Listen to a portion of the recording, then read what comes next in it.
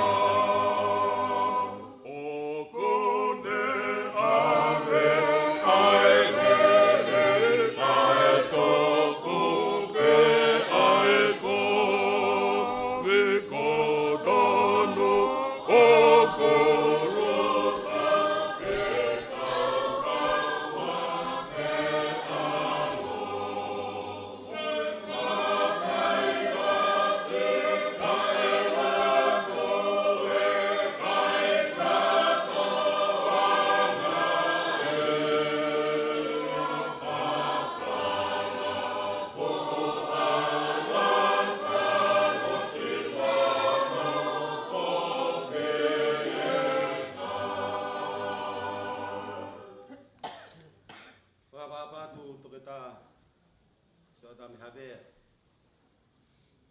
Siotame whangupo pae ahi o wakai. Whahu, witou, whamiri, si kau whawhikau, mai kainga, o toa pē. Te vita mone kita. Tō whae manatu meri. Nalo mai re molitika whakaata ai whiohi a ngā. Malo se te lo katoa hano kamatai. Oe whatongia mama whakoeni. Te ria pēna i kai ke te iai a taimi. Ke whae manatu merieni. Ko au,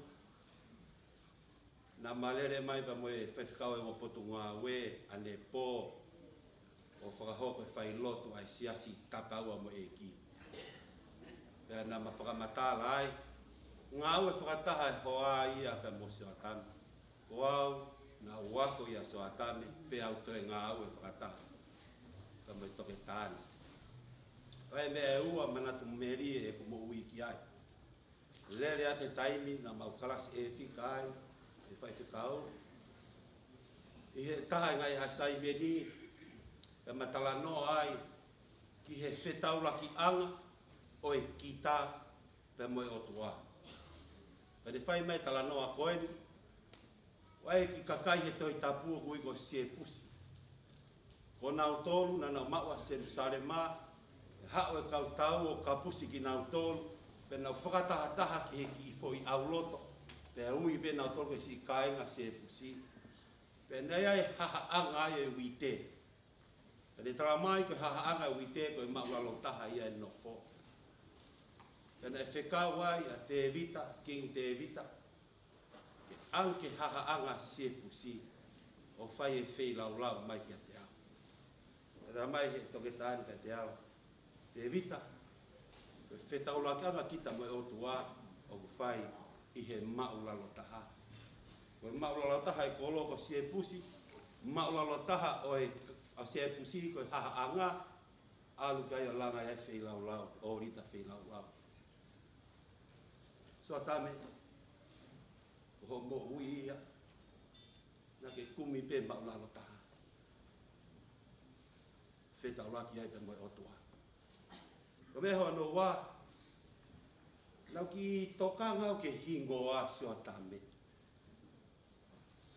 Koe tangata eki na mau tupu kotoa ai ki mau tolu ko Siotame.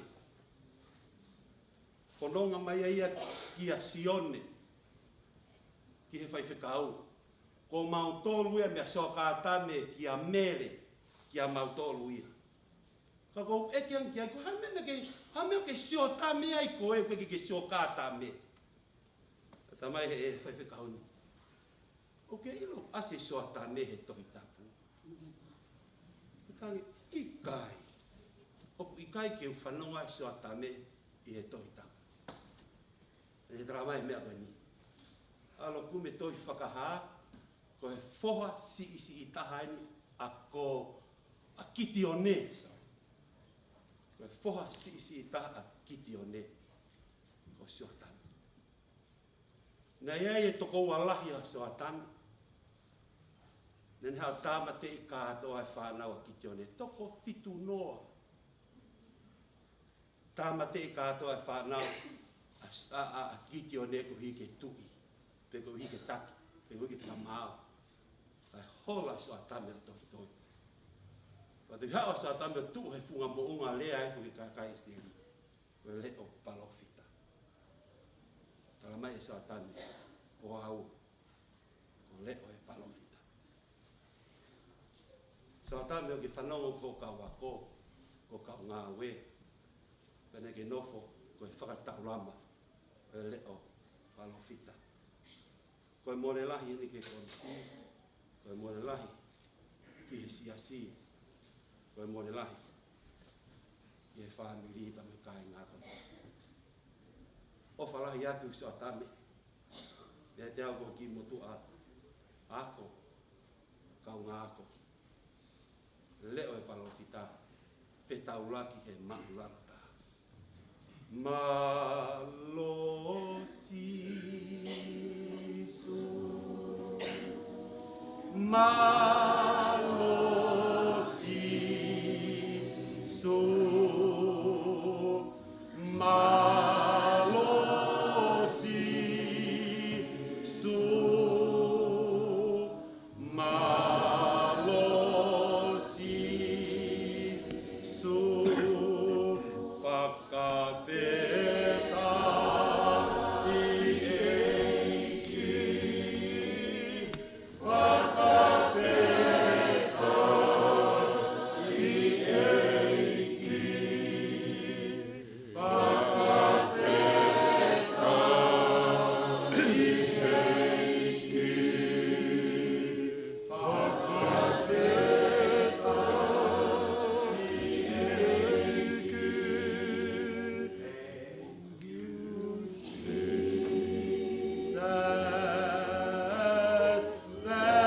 Thank you, Jesus.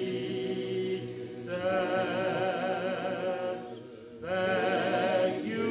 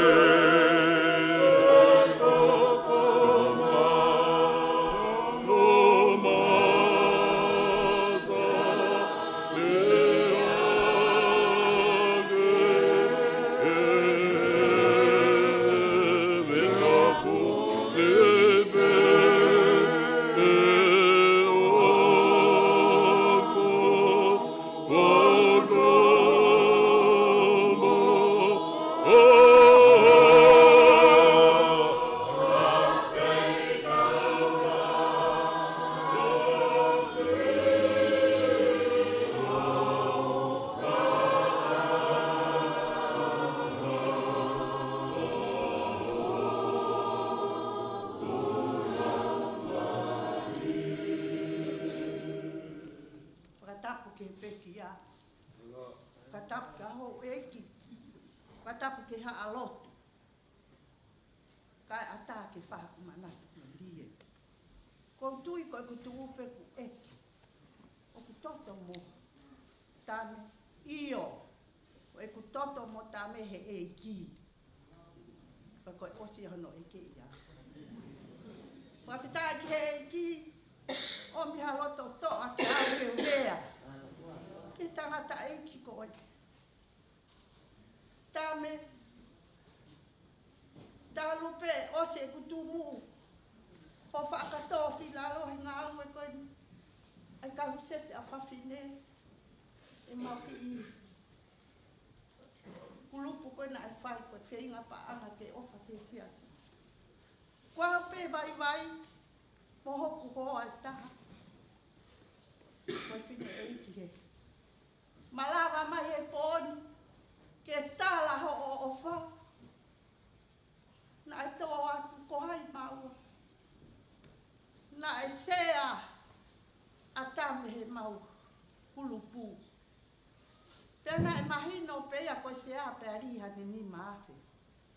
Ri e tame ne ni maafe, ri e kuinita ne ni maafe. Tala mai lewa kuai me kau whiwhine toko rahu nau ni maafe. Kau pehe ame. Ko e kuki sea taha awhe pe. Tāri fia e kuinita. To e liriwa e kuinita tutuuni. Taha awhe a tahine kotoa peu whaka ofa. Tai a koe koe korea ki vai vai. Pea whai atu e mau tānaki pa ngā lava. Pea mau o eni, tawa mai, koe kau ni maafe e nofo sea ia ki o lunga. Koe kau taha awhe, ke mau nofo atu pe sea o hanga atu ka nau pe. Pea mau fia koe mea na mau Lotu. Hau pe ke pō whakau si hau a kuinita tala mai. Koe tau whakanofo nofo o eni. Mau si o takai. Tamai, e ai pe kau nofo. Koe kau vai vai. Ta koe koe nā nofo nā ua. Ko whakaha e tā mea no Lotu no o whaanga e kau vai vai. Pea mau pia, sai pe, whai pe tu ni. Pena e ui e kau vai vai ki o lunga. Kau nofo pe, he whakataha fia. Te oange kau vai vai ko e ke oange ke me ki e whakataha. Tā mai rewa kuinita ia. Moala, kuiani o sea. Au longu. Pepe hatu. Kuinita ko hai au. Kai, te nofo peha ki sea taha pe. Tā mai kuinita. I kai. Hei kai te whamaha loto. Ko sea tā me te ke iai. Tā me. Na e ongo ki au ho ofa e kau vai ko whae. Na ui pe tame mātou e kau whae ki ai.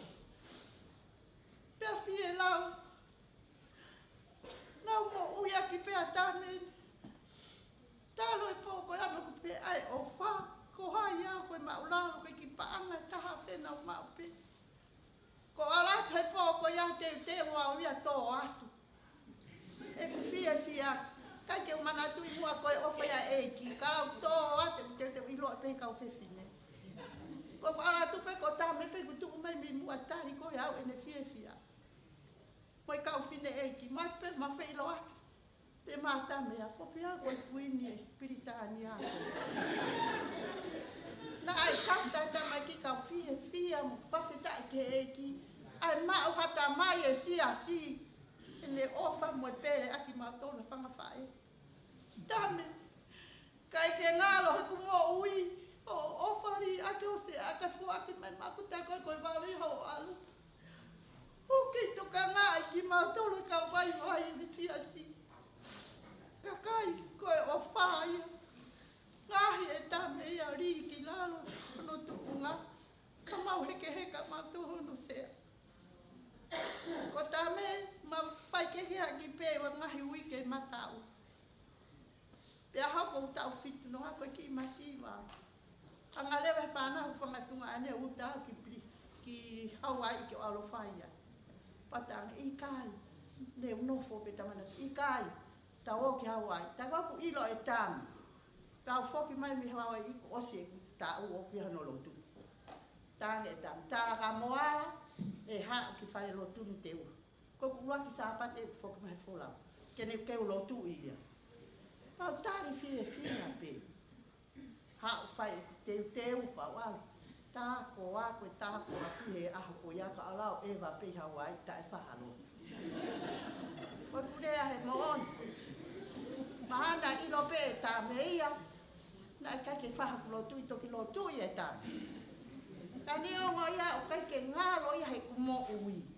Koe kau ako o ia na urea whakaako. Koe ia lea he fia he eki. Ai hifo a tangata koe niti lala. Koe whaafakataha koe ho mausia si. Whakaafa ia he motua he whaafai koe whakataha. Ke la waki koe a tua whakailo ho tutunga ani. Tama e tame, mala, ta utu ki lala. Pei kai ke o whakailo. Ko toko ua, pea ta ikai. Ko au ia o koe whaamiri.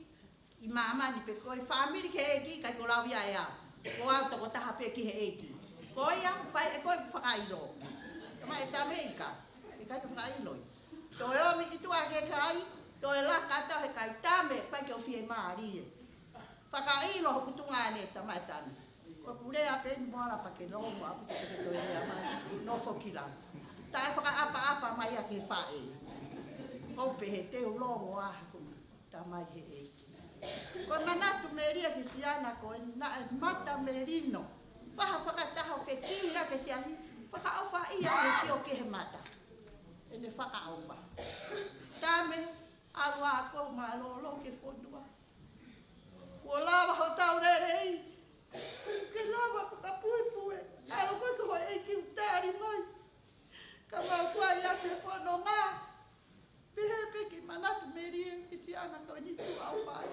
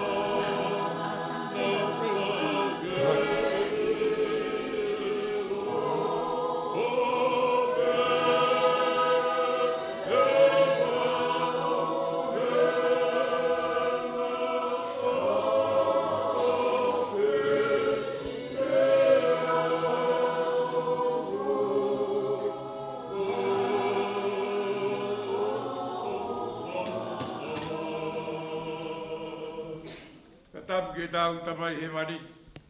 Tapu haru wa whaamu koko mai te pure. Tau whaanu whitakau. Pa tapu ke tangata ko so tapu kātami Havea. Kau ku whangatu wa tapu. Kau whotua pei mui. Kau whanoko ki he ngai ko hoko. Pau pe he. Teu toko ho hoko. Ko Siotame, ke takamata ke takata o nei afu. Taku ki utui. Ko sona o te o fino walu, mo toke mana na wharei o na whoha, ko teki uta kopa. I loto nei afu. Pe koe ako mo tu ua o kei tūpe, ko tau au kani afu. Api au tu ai poate koe ni apa wau. Api koe ana e mau he tamai. Ale kau tamai. Kai no foi be ko Siotame. Tu fa fine to fa. Lai ta ha fine ko sana unga te fa fa. Ka ko Siotame ko na tu ana pe dai to ta. Ka na fa ki na to luia. Kai no foi be sana unga te. I va. Tu puai e tangata e. Wa mai ke te. Pa ko tabe o ko tamai a ia e. O vere mai ki nu sila na ia e pasteni da ki. Huk mana. O nere mai ka te au. Ape tau kui ko ringa nga bebe fonua. Bore fuge api. O whana ki. Ko whea. Ana ku mau koe mokolu. Aro api tau e ni mawha. Ko alta hangi ka fuk ba ba. Ba tai fuk ba ba. Ule ko dia ko ya alta ni ba fa fuk ba. Tai fuk ba dia. To ni ba api ko mo tu. Ko ga no pi. Lo loi tu te fa ta la dia. Ah ko di to tau. Ta ka ta Siotame. Ba tau e fa ta lau. I lo la. Fai e hala pālang. Whāko tala whaiwa. Mai ko rea. Whāko whiemea. Ia mo utu karungan. Ia mo e kuriwhi kai. Pe kuri leo ia i tauranga. Mo e vai ko mo kotu. Klau whanga mo hono tiata wha. Sia ka whoa mo e alo i karau. Aho ko ni tatau ana. Melo la. Hiki me ai. Ke ki vai ko utui. Ka ngoi sio ata. Me ap ko whanau maranga. O ta toka ai ka takata eki. Me kau whine eki. Ana whai kono tēni ia. Ai tangata ka Siotame. Tātola mne iafu eki. Aho koe ni. Ua tō tau a tame. Ka taki loto mai. A maui kisi na latai. Tau ne tō tau hene ngau e anga. O kai tū tū pēr e whonfora. Ngau me whaitu te mate ai. A tame. Tame. O whalahe ke te hoa. Ne reo maranga ka tala watu.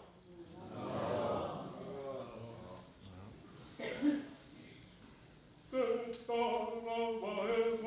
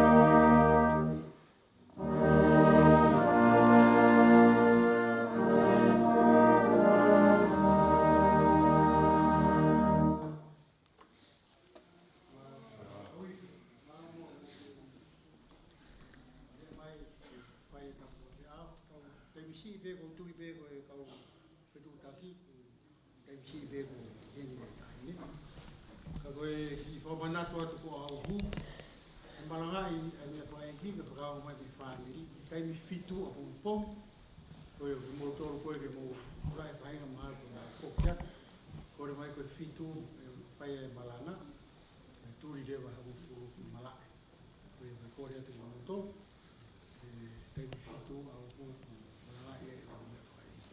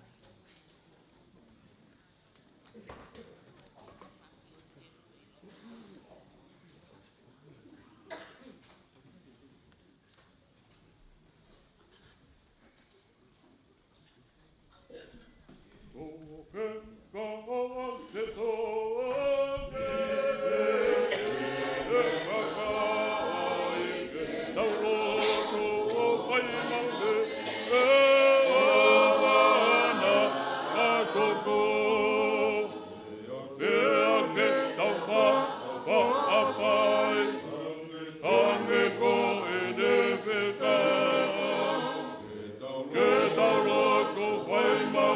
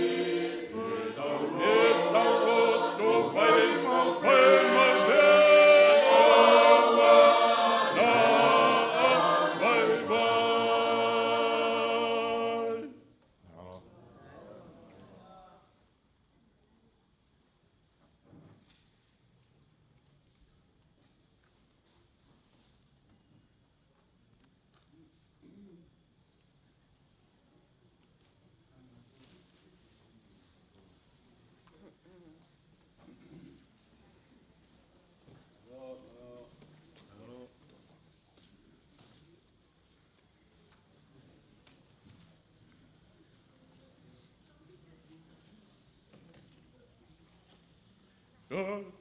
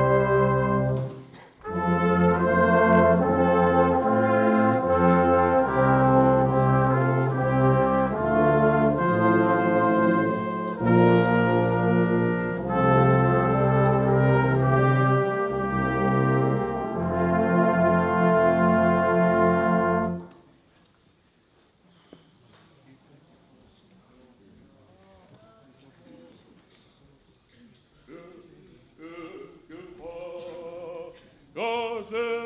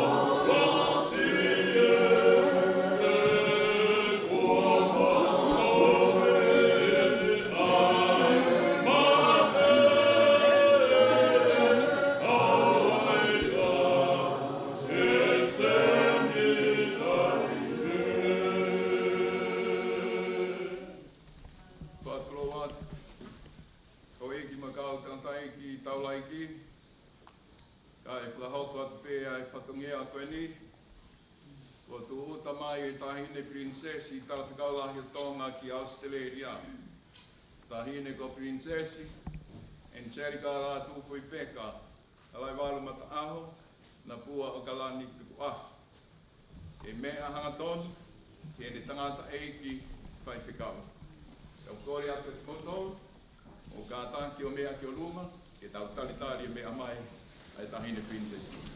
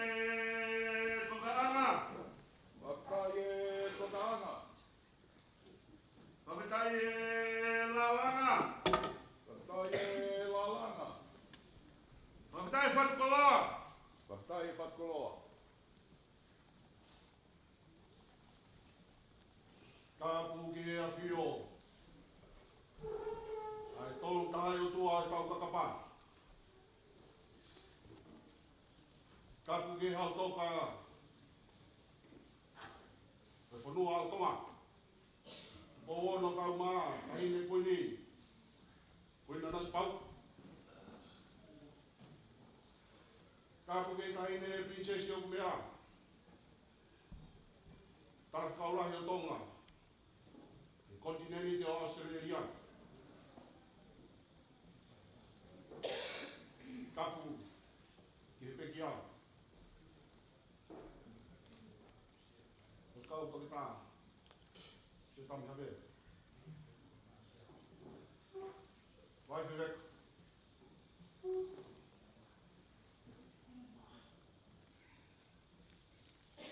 Marie. Ai tuku whanua. Mahino.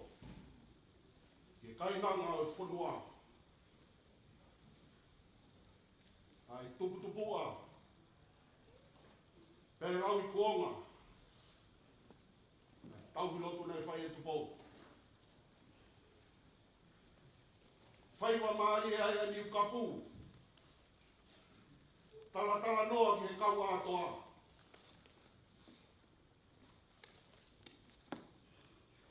Koe whakutama.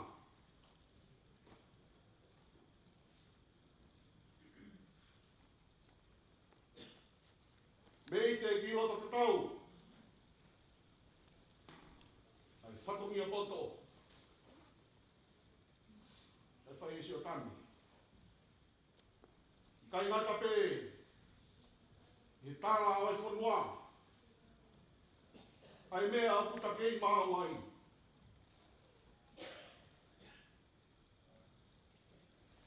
Ka kohono to e whai. Ai whatongia fish mua. Ko lio ai mo ui. Mai Lotu rei ai ki. Tanai tangi ua wha. Mātong. Ko huinga ia e mea mai e tahine. He whiaf koe ni.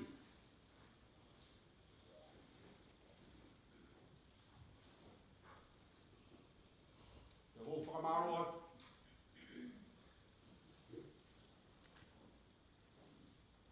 Vai se kau atoa. Uitou kau mai family.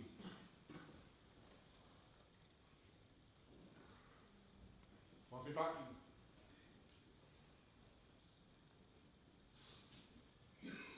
Mō tai nerei a mea mai. Kai ne piche so whaanga tonga. Whao mai. O whae ki me toa ko hanga I tō lau.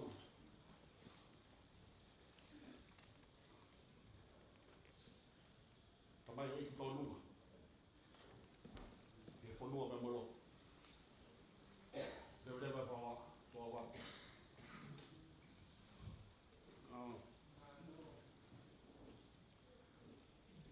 Tapu ki he a whio e atua mafi. Kune ke ia niu. Ai universini. Tapu ki he hautoka tonga. Kiri tupo wano. Tapu ke tahine nen. Kuini nana spau. Tapu ke ki tahine kumea. Prinsesian seri kawatu pui peka. Tapu atu kato ke Lotu. Hoa peho toka. Toka ta Siotame Havea. Na tuku ke whaka Ouau e whatongia. Te kua piri e tauhanga. He neu whakautua pe. Me he tua koa kalamatua. Fufu ne kinanga peme ai. He whaingata kua hoko.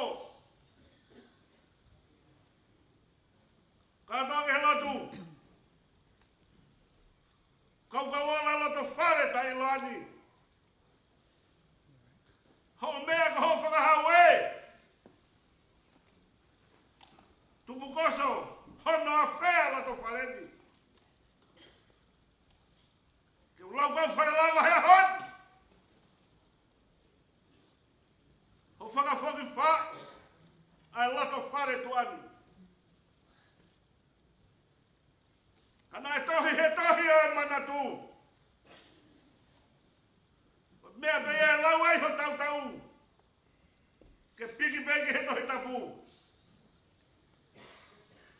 Ko iai kātoki he lotu. Tuha pe mo tau. Ho tofa tawia he whawhini. Me whakaanaua ko ke kātoki he lotu. Kai tua kātoa ki matātahi. Ta ko whakamalo at. Honga ia. A mea whakai ki tuani. Ke he katoa nai whia whaua. Ki te noa ai e motu ko e ua. Seuke! Kai te lawa. Ke whatu pe lawa whatu a whakatatau. Hoku kaloa. Ko saunawani he hapani. He whai te ua ko ke mea mai moia. Haina neilo. E a whea.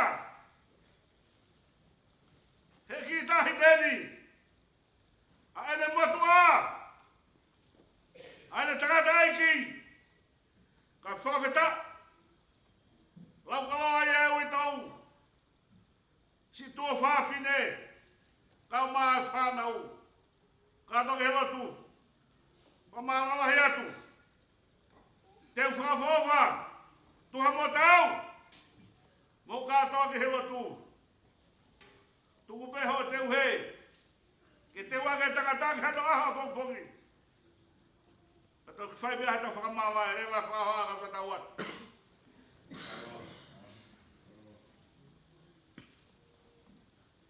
Tahine. Te honi ku koloa ia ai api ko toa ma o wha. Te whai api ko mau fōu. O a whai tau lalo. Ka te mea mai o whalanga rini.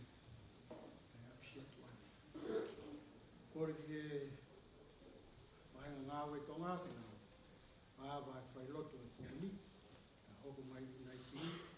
Ka hoko mai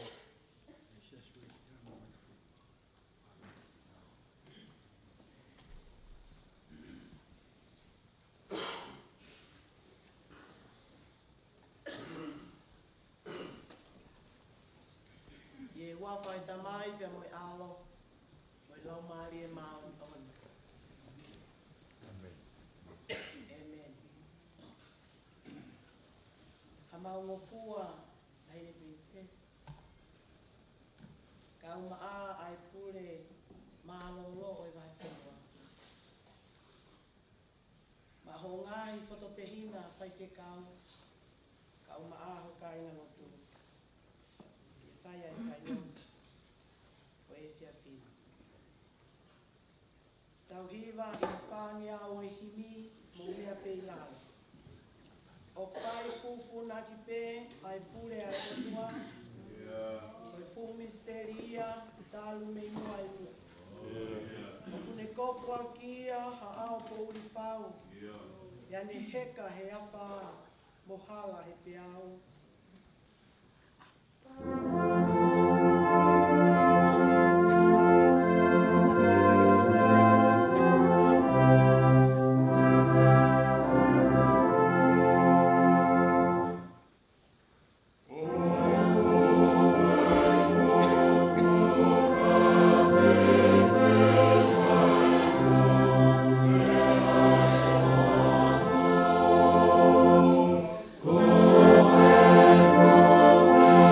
Oh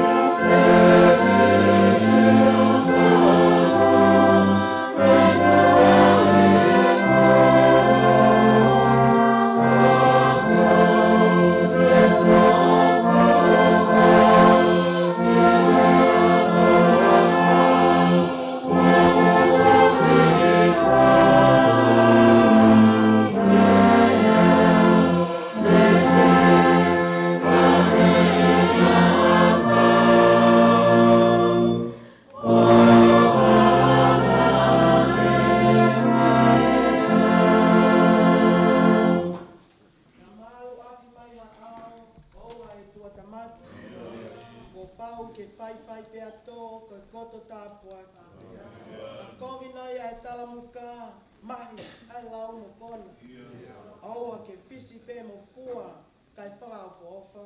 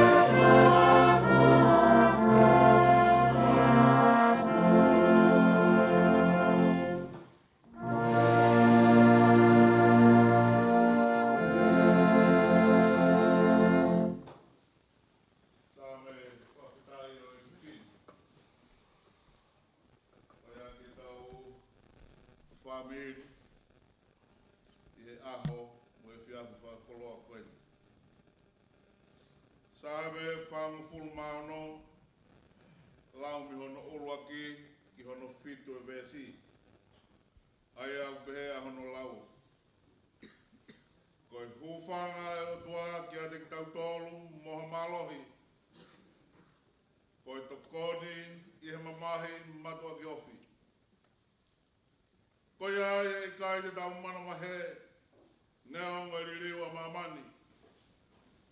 Pia heke ngahi mo ngā ki loto tahi. Neo ngoi ulu, mo houhono ngahi peuna, mo tete ngahi mo ngā i hene whakapupula. Pia i Hawaii tawhe, ono ngahi mangai vai, o mau fia ai e kolo e uhimi. Hio, ai potu tapu koi nofu anga o Erioni. O kui kolo Elohimi, i kai whawea, e to koni ki aia Elohimi o ka ahorewa. Nā e ulu a ngāhi kakai, nā heke a ngāhi pure a ngā, nā ai atu honore o, nā e vai e whanua. Ko si hoa wa sāpauti, ia te ki tawa, ko o tua sekope, ko hota munga. Amen.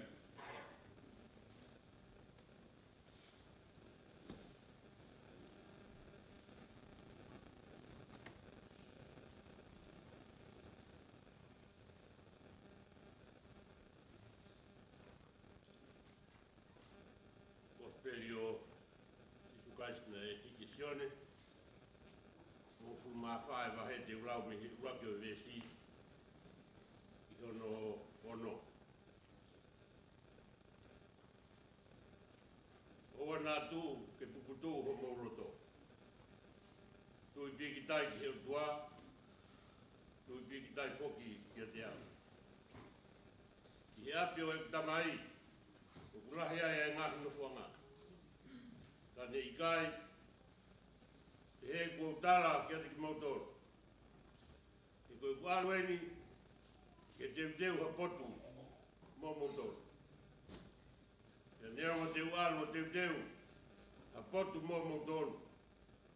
Ka koutou e hau pe, ka te umau ki mautoro, ki a te au.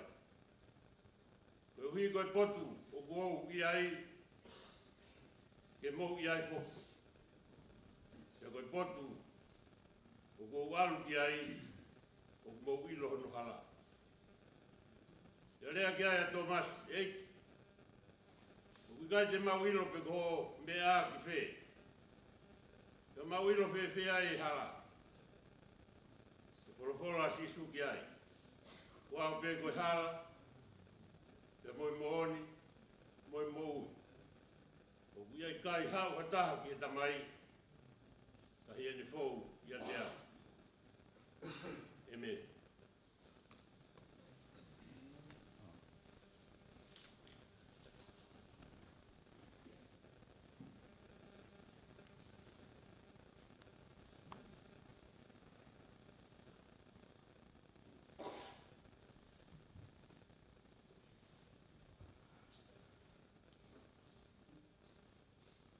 Kia pia e o tua mātamafi.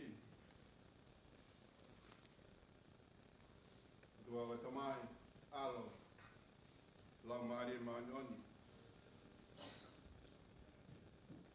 Tapia e potkoini. O katapui. E whai ai e tau papia ai maanioni. O mo tau eiki. Tau ke e ki tau whakaulahi a tonga i Australia. Eina go Princessi Angelica, la tōku peka tua hau.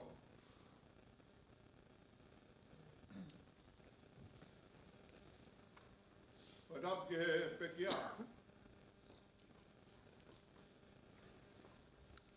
Whakau tōkta Siotame Havea.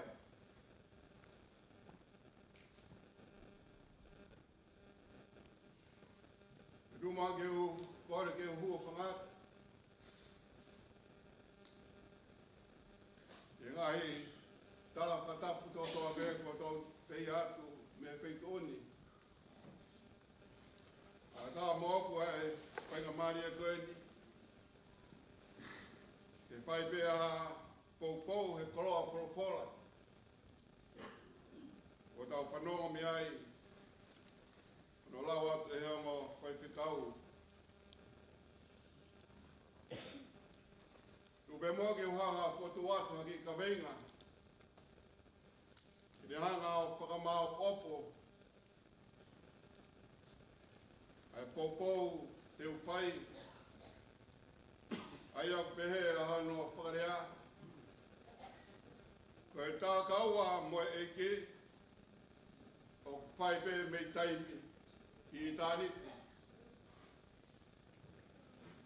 Koe tākaua pa moe e ki, e whai i taimi, au ki i tāniti.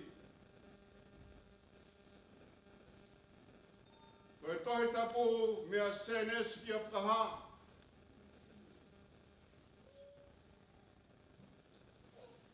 O ku tā noa pe ki he mea ta. Aia koe ofa ai otua. Whangai o tua o ngahi e tangata. Ke na tā kaua. Me nea wane hanga e tangata o mau i a kominanite e tā kaua ai o tua pa mo e tangata.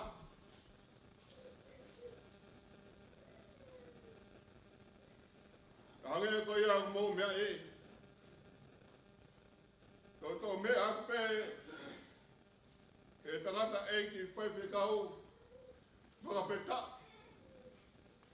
E nei kai ngāhui ki tau tōru ke iaki. E nei ngāhui ki tau tōru ke au wha.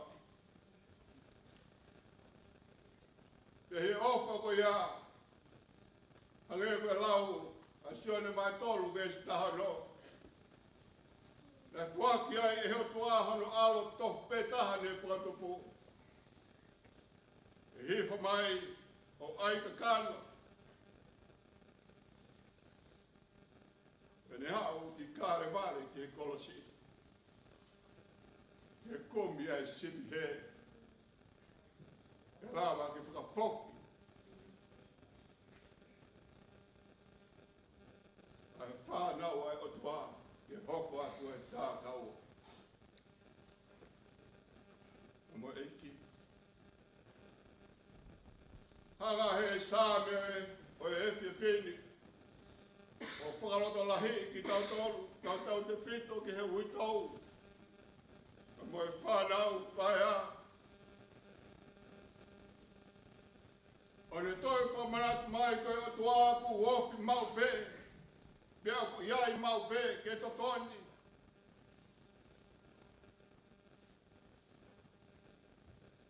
E ne hoko koe whakadonga mo e whakalelu i e taimi o e mamahi.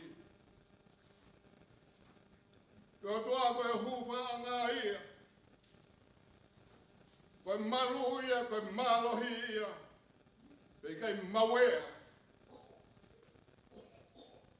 E koe tō i o ngahi tō i. Koe whikau o mai e sāme o wai manawai.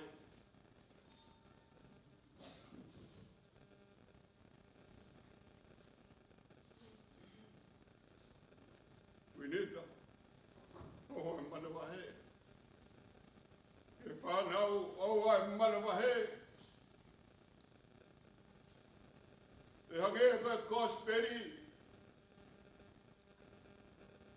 Koe whakatokanga i a seso. Au ana whaiwhaiange ku iai ha taimi. Ku oange ai ha whainga maari e ke puputo o. Ke humai ke loto e tangata. Ke omi.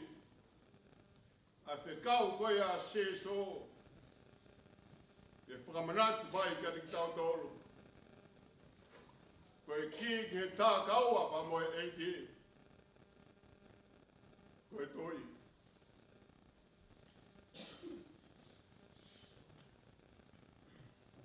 Koe mea me rawa ai ke hoko taki e tangata pa moe o tua. Koe toi. E koe toi te tau lava ai. Ai toi moe whakata ki. E kai koe a pe. Ka koto e whaino hino mai e seso. E kau ako moki tau tauro e kau tā kaua pa moe eiki. Koe a pe e hala. Koe a pe e. Ai mo'o ni, pe koe a tō tā pe. Ai mo'o i.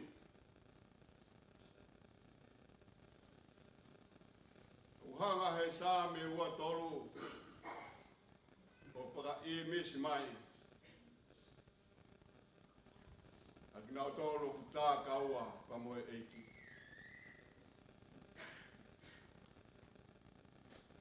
Koe au sia eni. A tevi tā.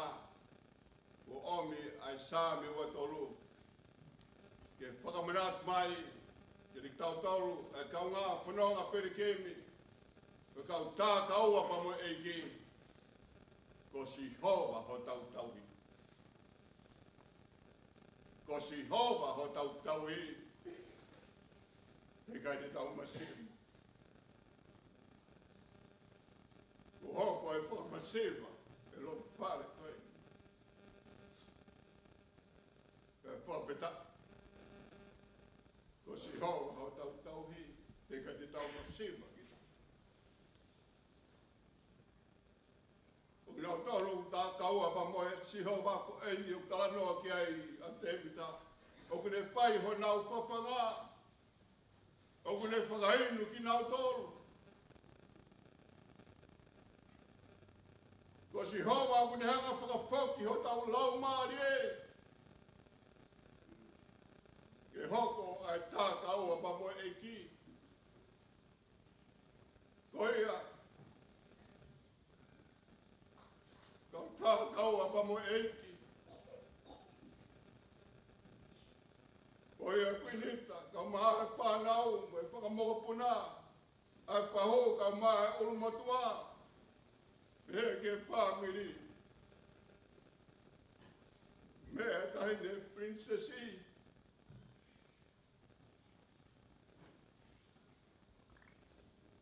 Ko e whakamooni. Ai whikau aki. Leo te tau alu he trea o kumbalu aki ai e mate. O ka pōpō uri, te whakamana wahe. Ka ko si hoa o tau tauhi. Ko ene akau, ko ene tōtoko, tene whaihono whakapie maari e ki tau tolu. Tala mai tene teuteu hakātuanga, ko e te pire. O ku mahu ta pēa. Ia ponu ngotu e koe opa e o tua. O kai ke mata ki kena a hono lahi pe mono fulu. E kuope mai. Ai ofa ko ia. E pani ai o tua. Ane pani ai. A se vani koini. Yo. Kene tala pe kau. Ina toro ko toa pe ku kau ke tā kaka. Ko tā kau a pamo e ki ko pani ki tau tau.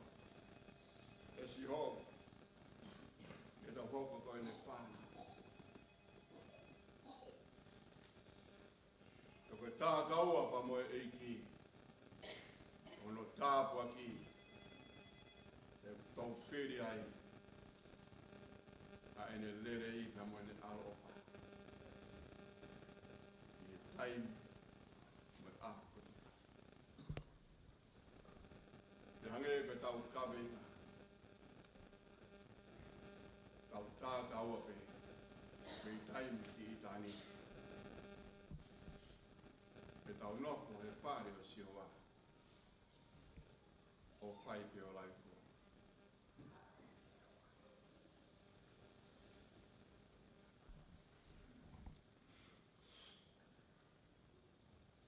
E mea nei ka venga aki he whai whikau.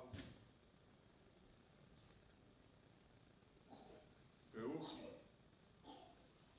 Ki tau toro ki tau pia i noa. Ki he otua mo ui.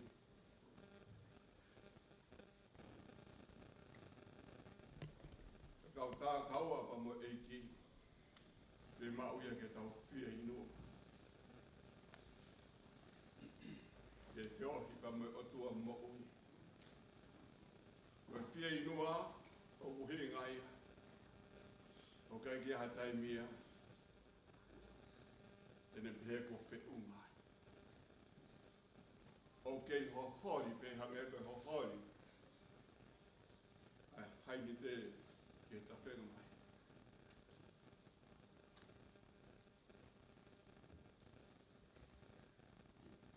Whai whikau koe. Me whia inua mau pe. Ki o tua mo.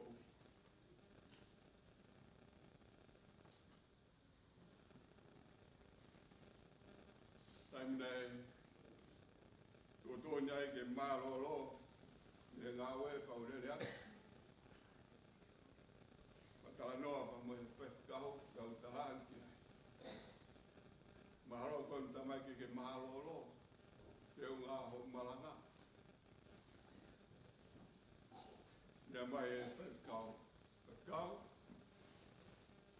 E toki malolo pe malanga. E mate. E ho pie inua. O pie inua. O kai ke piu au. O kai ke piu au. Ono Havea koloha a eki.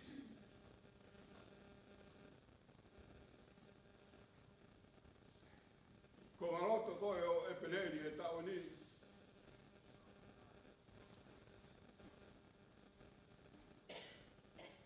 E pōri mai e whekau. E whekau. E o kei tāpia te. Ai kai ngā loto o tā kaua pamoe e iki. O pehe mai ki. Ai nā kui o mosia. Mahalo ko taimi koe ni kua se poke. Ai tala tai koe kau ia, tala mai e ia, hara tā hausi. Koe mo uini. Koe toki tariui pe ke eiki koe toki osi e whai pata.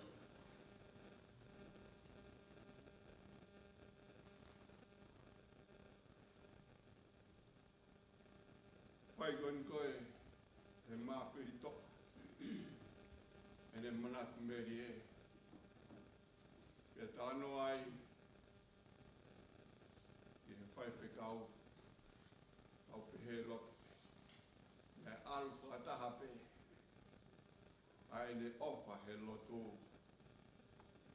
A monoanga baba o ke o nā toa.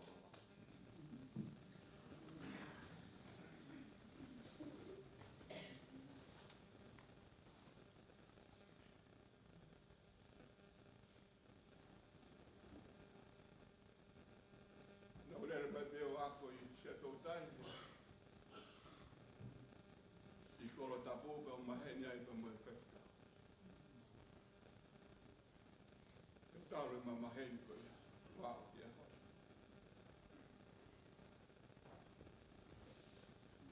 Kumoa ke u o ko ngā toko mahalo.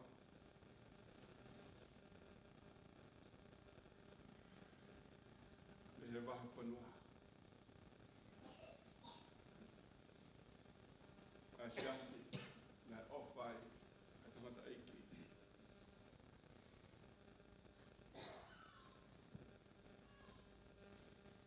Te Palestini oi sisi, mo mea i te. E whatkau pōre ia vai. A maa ahi o lokai. Maa tua tauhi Lotu. O vai panua aste.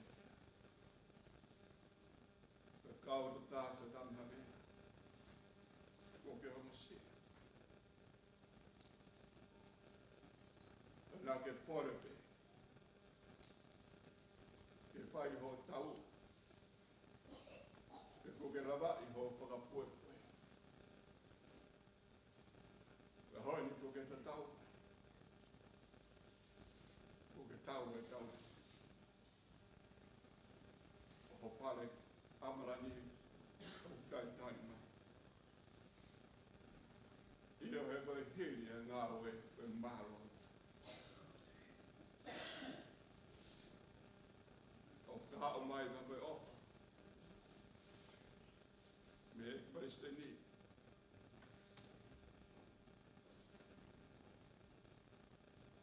E kau whataha pa mo ahi o ulakai.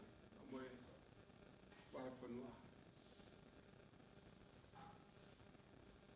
Ai ofalahi ake de koe pini. A mai whana. Bega biongo mai whamiri. Ke whahu ka mai ilumuntua.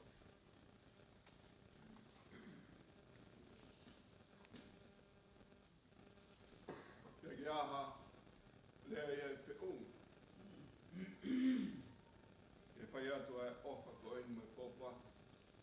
Ka wanga beke toka mai. Ai keresi. Pa mai nonga ai otua. E whakapulupulu atu ki mōtoro. E taimi whaingata ana. Io. Koe tā kaua. A moe eiki. O whai te me taimi.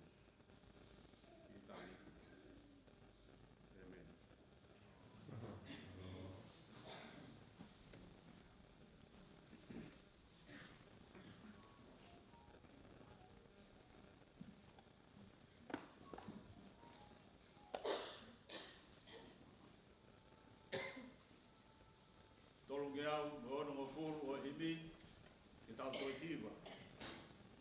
Koe fie inu au, sisu kia te koe. Koe mata vai koe, pea mo ui mau pe. Eiki whakamaa au, pehe e kuhia. Yeah.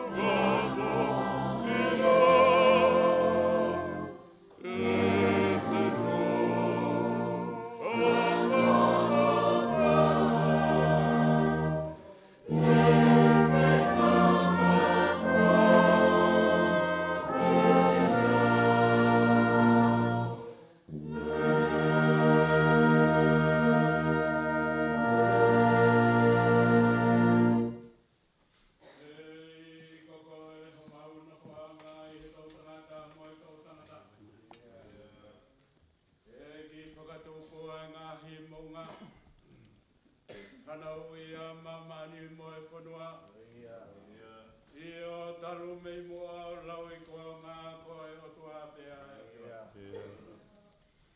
Mau whakamoa ni tae toi mei ua. Moi tala e whanu same. Ko koe ho mau nofo anga. Ko koe ai nofo anga o e ngahi kuonga. Nai nofo ia te koe ho mau tau tangata o e ane awhi. O ku nofo ia te koe ho mau tau tangata o e ahoni. Pea e nofo ia te koe a ho mau tau tangata o e apongpongi. Hange e koe ia kua mau whanua. Nā ke wholofola ki pē ki ho kaua ko. E ke alu o teu hapotu mō nau tolu. Te a koe potu koe ia ko ānawa. Ke nau iai, te a mō koe whoki. Koe whakawhitai ho maurau māri e. He kua whakamahino e he pēteri ake. Ko whoki mai. Te ke whakawhoki ki he fua e tangata mea vai vai. Pea te ke pehe ako a ta mā whaki mai. Ko e ahonia apu ne o mia e whanonga. Mo e whakawhia maari e ki he whahu. Ki he ulu motua. Ki he ui tau ka mā e whanau. Mea he ni ai tahine princess. Koe uhi koe whakamahino ko hono kakai. Te hange o ku taumatala atua e mamahi. Taumatala atua e puputu. Kai hoko mai. Ai nonga mo fia o hange koe talaroto ku whai he punake. Iai pe ai aho e mamahi. E iai aho e fia. E iai pe ai aho e tangi. E iai aho e marimari. E osi ai whai tokana, ai toi mo ui. Hiri ai wahanoa. E whai ai whoki ki uta. Koe whoki koe ni ai tamai whakalau maari e. Pe koe o whaanga koe ni. Kuhange koe ia ko mau manatu loto ki ai. Whai ai ngahi manatu meri e. Whai ai ngahi lea. Pe aku whaho a tamai me he ngahi a konaki. Ai tamai whakalau maari e koe ni. A ene wha a tuunga a ki ai ni mano fito himi. Vesi wha. A ve ku ngahi mea kutoa. Ka toa e kua manaki. Ka e toa pe hao na ofa. O kuo kei mau kotoa pe. Pea koe whakaloto lahia kia te ki mau tolu. Leo ngona ia e mau koloa ave. Ave e mau ngahi mea lahi. Pea ka pau na ia i hanga mau ngahi tāpu aki. Ka toa e a whiona. Ka e kei mau peha ofa. Pea whakapapau i mai e he tamai koe ni. Kei mau kotoa pe. Ai ngahi whaaki ai a whiona. Koe pōni e ki o mau whakamooni. Nā e whakamooni pēa Siotame Havea. O ku mō i hono kia koeri. Te te toi tū mai he whunga e whuki mui. Pea hiri hono kiri hono aunga pehe. Ka koi ai pe hakakano. Tene ma mata ki a eloha. Io te uma mata ki ai o kune kaumo au. Pea ko hoku ni mata. E sio ki ai. Oi kai oi kehe. Koe whakamoni a kua tautou hoko. Koe waikau aki ki he whanonga ai wahe whanua.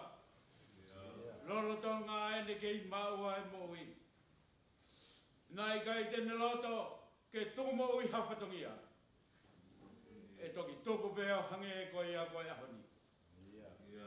Whai pēa e ne ngahi o ngongo mo e ne ngahi talanoa mai. Nai kai fu manako he Facebooka. Kai he fuafua taimina ne whai ai.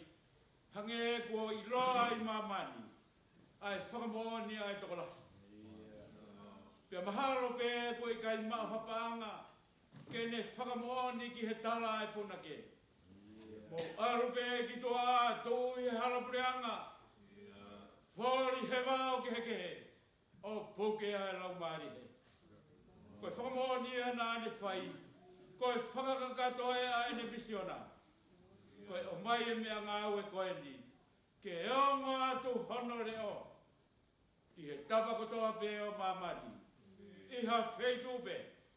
Ke tau whakawhetai e haoni. Siotame Havea. Mōni pēa e whakahino kua whai e whai whikau kore leo leo. Tā ko e takaua mo e ki o ko whai mei taimi o whai ki tani. Ko ngahi ako naki o mōni ai whorofora e haoni. Ko hoko ia koe pāre tua kia te ki mautoro moha marohi. Ko ia e to koni ki he mamahi o mātua ki ofi. Ko ia i kua maupore hei kai hato e manamahe. Hei kai hato e irifia. Hei kai hato e te teki. Ko i hui he koe leo e a Fiona. O ku talango fua ki ai. Ai ngahi palopare makotoa pe o mamani. Whakahino ia mo e whakalotolahi. Ko omi kia te ki mautoru i he pōni. O ana tuku ke puputu ho mauloto. Mau whakapuli mōre te pe e ki ka pau ko haa tātu. Ha urunga ngā o e puputu. O e roto mo ua. Ka e whewhe he nā ke whaki mai. Ai tamai o e ki koe ni koe whoha. Nā ke whaki mai ke te hoko koe huspaniti. Koe tamai. Koe taki whakalau maari. Pea nā ke whaki ki a te ia. Ai ngahi tareniti keheke. O hange koe a ko tai maari ai. Ai whanua. Ai pureanga. Ai siasi ai family. I he ngahi tareniti nā ke whaki ki a te ia. Pea mooni pēa e tala hau mau whanua. Koe honi, ko ma paki ai wha, ka aku kei talatala noa mai, aho ngahi whaiwhatungia. Mau whakawhetai pē eigi, he nai mahino pē hange e koe ako mau whanongo ki ai. Ai mea nai taukawe, e he tamai whakalau maari e koe ni. Oua nā whaiwhange ko mau tāku, ko paea hawhanau, ko paea hawhamiri. He nai ngauhi e he otua, ai tangata, ke tauhi motokanga. Nai kai ngauhi ke riaki. Pea ko mau whakawhetai o mau tui ki ai. Ko e pōni, neango ko mōre ai kakai. Nai whai ki ai ai whalala. Ka ko ke hoko mai koe tau kapo, koe lau maari e. Ke whakamanatu ki he uitou. Whakamanatu ki he whanau. Whahu kai mai ulumotua. Ai ngahi mea kotoa pēnā mō whanongo ki ai. Pea tene hako ki ati ki motoru. Ai ngahi mea kotoa pē. Ai nā ne whahe aki ki ati ki motoru. Ko ia honi ko hoko mai ai lau maari e. Ko ho mō tokanga ai kina. Ke oha nāo ngoi he roto whare oi mamahi. O kui ai hamasiwa. O kui ai hatuku hausia. Pe ai hare kina. Ko pōni ku mau whakawhetai atu Siotame. Ko ke whalau. Ko lava ho whatongia. Ke mōni pēa e whakahino. Moi ngāhi punake. Nā ke whamanako ai. Whehu ia. Ko e hā e kau kofu ine hinana. Pea ko hono tari. Ko e kakaina e whōhonau kofu. I he toto e lami. Pea ko e honi ko maange he sino. Ko tuha mo tāu. Pea mo e nofuranga. Whakawhetai a homaulau maari e koe kau i kunai. Kau ai ai tamai whakalau maari e o e honi. O si honau whatongia. Tā e whiri fuape. Lava e nau ngahi hia. Ko e honi ku mōni ai punake. ko hai tene lau ho monu ia. Ko e kovi ko hili. Toi pea fia Havea pe mo e fiona. Fai e ia e whatongia. O e ui tau ka e maa e whanau. Fai e ia hofawhanga. Toi tuwha atu moho fukoroa. Holo i mata. Whakainu ki vai ora. E ki e maulotu atu ke te koe. O mi anonga mo fie maari ai o tua. Tuku mua ki mau kau whakataha mo i taraloto ai apostolo. Koe honi kua tau e he tamai koe ni. Ai tau lelei. Wone lava i ai whakapoepoe. Nāne tauhi mai ai tui totonu. Koe hele koe ni. Kua tuku tauhi māu ai pare o e māoni o ni. Ai ai toki atu kia te koe e ki o e whakamāu totonu. O i kai kia te koe pe Siotame Havea. Ka kia te kinau tolu kutoa pe o tui pikitai. Tui pikitai ki ha whiona. Mo haere mai. E ki e whakamuri moane neongo o toki ngata ai tu ngani. Ka o mau rotu atu e ki a whitauraro. Whakanonga e whakonua. Mau hini ke whakamahino. Nai toka kawa ai pure maroro. Te neongo kone i kuna e mai taimi. Ko toto ni whakakonferensi. Ka nai ke i pore pe ai moui. E kai tuku moui hawhatongia. Te whakawhitai koe a honi ko whaiho ui. Te hange koe a ku mau mata koe ki ai. Ko ne tari mo e loto hanga maari. Ko ne lea ta tau mai. Ko e ngata ngai. Ko e ngata ngai o e whaifatongia. Ko e honi. Ko whanonga au hange koe a ko tau toka whakamanatu. Whanonga au ke mau hokupare. Ae na ku ngā wei. Ae na e talawha ki ai ai otua. Ko e ni toi whoki mai ke o atu. Ae pare ho mo ngā welelei. Ia whakawhitai o ku kaua i ai tamai koe. E ki e maulotu atu ke te koe. Ai toi ngā o ngahi whatongia o e pōni. O ku mau hapai o tuku atu ki te koe. A pongpongi na eiki, mohono wa hala whanonga. Mau kore pe kia te ia o ne whai ai whakahekeheka. Malanga whakaosi o e pekiani. Tuko eiki ke alomari ai ngahi mea hano katoa. Whai ho mau whatongia whakakato. Kai kehe ke hape ai ai a langi o e whiona. Eiki e haere mai ki tau kaumu koe. A whio ai ho mau lotolotonga. Tea ke kei malui ki mau alui he koe ni. O whai atu ki he kauna. Tio mai a ko mau toa ka whai puno mua pasi e mahu. I ho hoa whape taha ko sisu. O alo ka ko mau e ki mo whamui.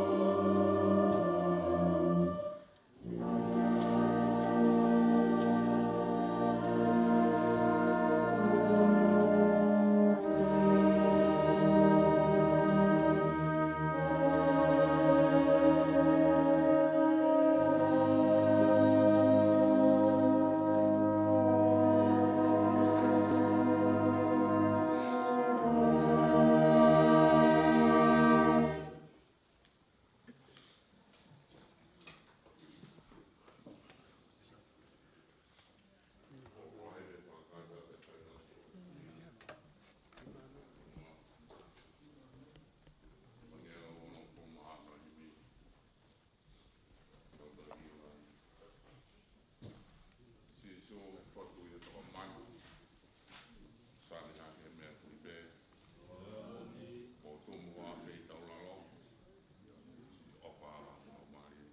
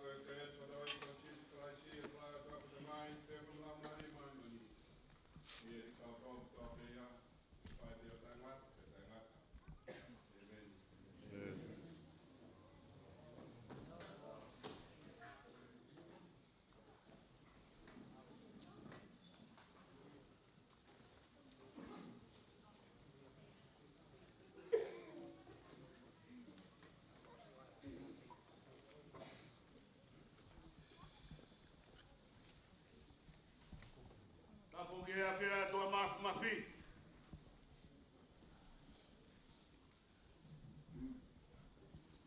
Hau pe hau mea ki tahine prinsesi. Anseri ka latu fui peka. Hau pe hau toka. Tangata Elohimi. Tuke whakako atu a whakamalo.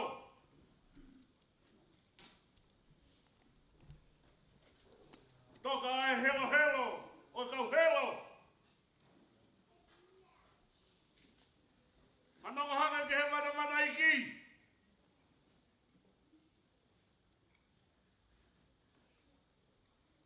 E ku whewhe de whakakau kau he honi.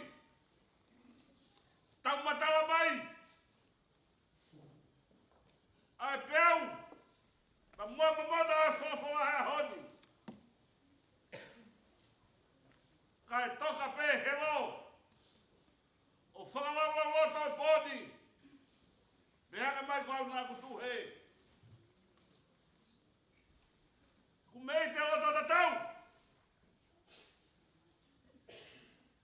E ko mea mai e tahine prinsesi. Ko ha mea toi tuku ai. Taimi e ku hou hou ai. Ai tahi. Taimi e tangata ko hoa toka ana. Ko hange ko pā tahine prinsesi. Ne whai e whao te toa. Tuku mai keu whewhe. Pa malo atu. Tanai whewhe kau malo lo. Mana wa kua tohe a hawani.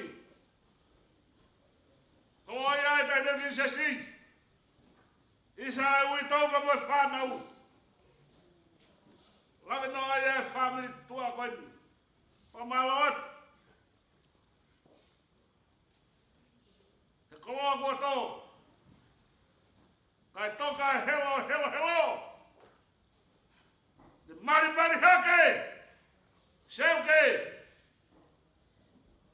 Malo, mau whawhala e honi. Koloa ia e family e honi. Patawange. Lau mare o tua e takawhia tua te whakamalu malu. Ia te kamo tolu ka tangatai ki whai whikau. Tunga ka whatonga anga o kahau.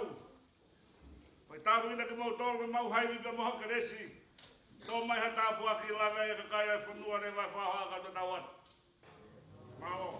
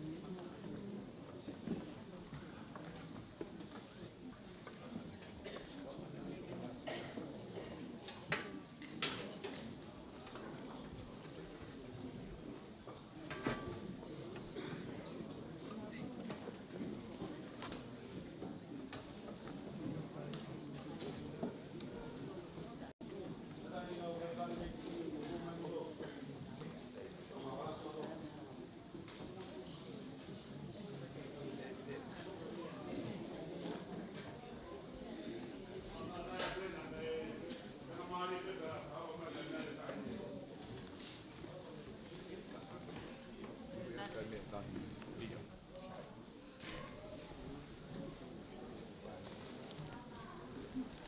mare pe pa ka mai.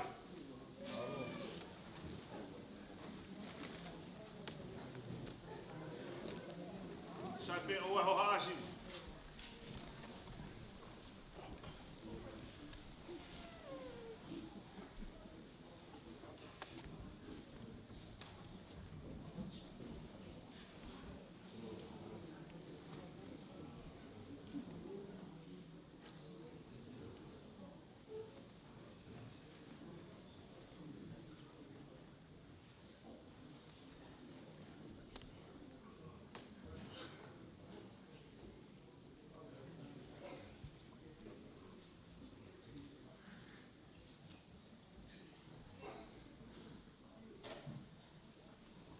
Havea mare na to a fiti motua.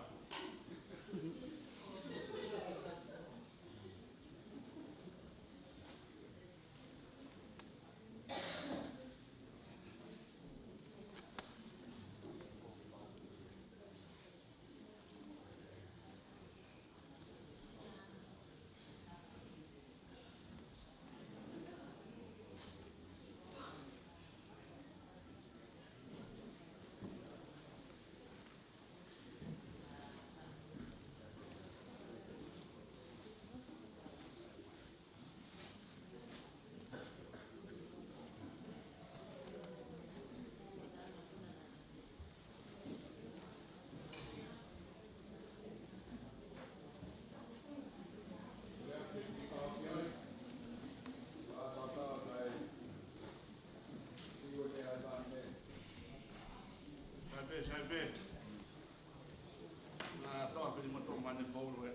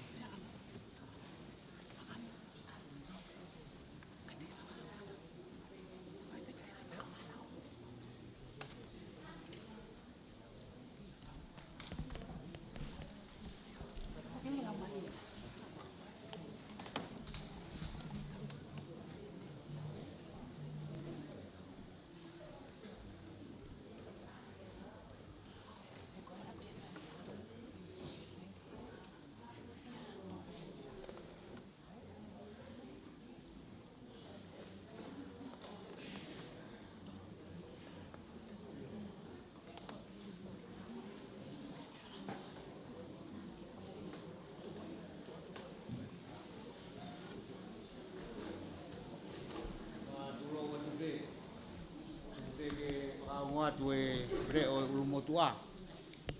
O e whailotu koe nu hoko ko e Unitingia.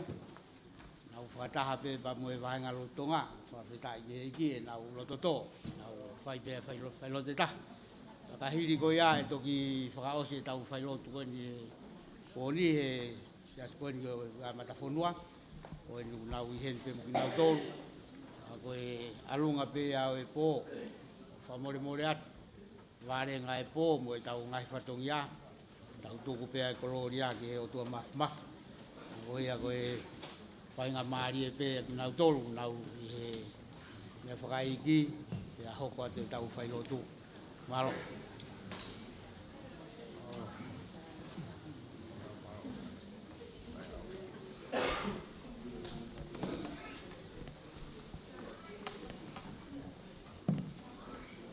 Tap ke afio e tō mafi. Tō koe tamai ka mui alo. Mui lau mari maani oni. Tap ke a ki mami ka maho eiki. E vai whika ka maa a tan whanua. Tap ke whahu. E ke umotua. Tap foki i he whaiwhikau pūre wāhenga i one are ka māsi kau whaiwhikau. Tap ki he sino o i pekia uni hanga whatataha ki tau tolu i he whiawhi koe ni.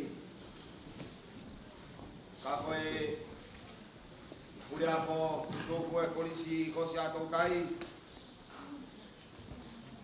E whoki e pahenga tonga.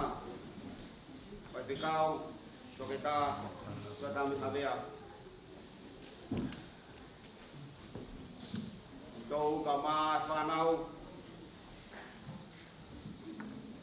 Mo whamilian katoa be. Kau mahen, kau whatahen.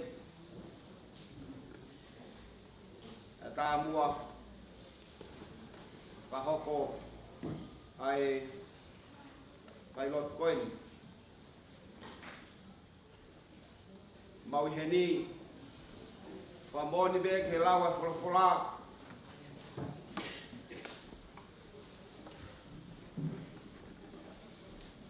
O ku kehe a ngahi kumu. Ka kutaha ai be ai sino ko ia. Kai ke ngatai o ku ongo he nai ai taimi nai whai ngāwe aki. Lava mai me konferisi me tonga. E ka teki mau dolu. Mau whtangu i atu i siasi whatahataha wa Australia. Mau rere mai he whiwhini. Uheni e Palestini hoko o siasi ngai tau ka hoko mai kai whikau kalu sisuri e ni whok pa moe kai whikau sea tutuku o e konferenisi ai kakai tonga e Australia i he Uniting Church aku iloa be ko e Tonga National Conference. Heni whaiwhikau tok tāchi sen kiwa ken te tāki tau tolu i he whiwhini. Ka pehe whoki e si kau whaiwhikau o e sias whakatataha i Australia. Mau tolu venu lawa mai whafofongat ai toi ngā sesi nei whai ai whikau aki whai e whengau e aki ko hui ko ui ko whai o tua ma te tau dolu i langa hako hono puri a ngā i māman koini koe mua ke u kamata atu whai lotu koini i ofa i wai whihi ka mā a family Lawan be ngai besi me himi koe ni kamata agia e tau whai lotu he whiwhini. Ni mangea o mao no himi. Monu e ka koha monu e tau mau ha e ki ofa. O kutari e tau lotu kau he tau mea kotoa. O kuiai ha tau mamahi whakahaki o tua. Aluatu o te kaki tene kau i hono fua.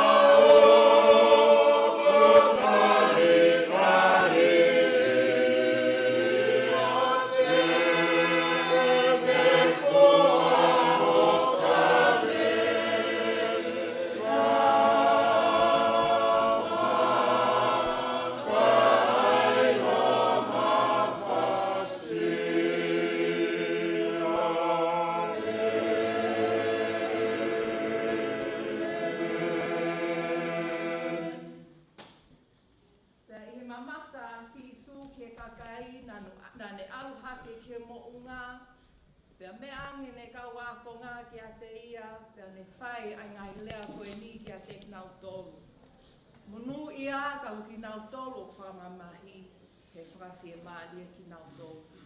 Blessed are those who mourn, for they shall be comforted. Koe ngahi wholawhola e ngā sisu o poko koe whanonga ki a te tau tolu, o tau o ngoi ai mawai pe moe se wāni ki ai awhiona. On behalf of the church leaders of the Uniting Church in Australia, we want to offer you, Juanita, our love and prayerful support as we mourn the loss of one of the great pioneers of the Christian faith and theological education. His service to the church and the Tongan communities, both in Tonga and Australia, has shaped and informed our faith in Jesus Christ. Peo ko o mai ai pōpua ki Talamonu ki he witau pe moi family, me he moderator o Sinoti o New South Wales, pe moi Australian Capital Territory, pe moi tale kita o Uniting World, koe pot ngawe nei siasi o tu waha pe motonga, pe ngawe vaofi pe moi siasi wesiana tawatai nei tonga, pe pehe foki pe moi pōpua ki me Palestini lolotonga o sias whatahataha, Reverend Sharon Hollis. Te olau atu e nā ngahi pōpō aki pe moe Talamonu, ki e witau ka umai whānau moe whāmakapuna, pe pehe whoki e toenga o e family. On behalf of the Synod of New South Wales and the Australian Capital Territory, I send my greetings and prayers to the family of Reverend Siotame Havea and to the Free Wesleyan Church Australia, in which he has served so faithfully. We give thanks to God for his ministry under Jesus Christ. We grieve along with Siotame's community at his death, and we pray for Siotame's family in their sadness, that they may discover ever more deeply the mercy and hope of God in Jesus. May he rest in peace and rise again in glory. In Christ Jesus. Reverend Simon Hansford, moderator. On behalf of Uniting World, I would like to extend my heartfelt condolences to Reverend Dr. Havea's family and to all the Tongan community who are grieving his loss. We honour the significant role that Reverend Dr. Havea played in the Uniting Church's deep and lasting partnership with the Free Wesleyan Church of Tonga, and the rich blessing of the Tongan diaspora to the life and mission of the Uniting Church. Reverend Dr. Havea's leadership and contribution to theological education in Tonga is something that leaves a powerful legacy that blesses both our countries. We hold, Juanita, the children and grandchildren, family and friends of Reverend Dr. Havea in our prayers, and that our God, who welcomes his faithful servant home, will also give you peace and comfort in this time. With all our love, Dr. Sureka Gorange, the Director of Uniting World. On behalf of the Uniting Church in Australia, we extend our sympathy to the family of Reverend Dr. Siotame Havea and to all in the Tongan Australian community and in Tonga. We give thanks for his ministry in theological education and for the pastoral care, oversight and encouragement he provided to so many people living in Australia. We pray that you, the family, might know the comfort of God who walks with us in times of grief and sorrow. You will be in our prayers. Ofalahi atu moi Lotu, Reverend Sharon Hollis, the President of the Uniting Church in Australia. Koe mau lotu ia, mo mau pōpō aki ki e whāmiri, ke whāpulupulu ki mō tōru aki e ne ofa, mo ne whie mādi e te ahoni o whai e te ke tainaka. Amen.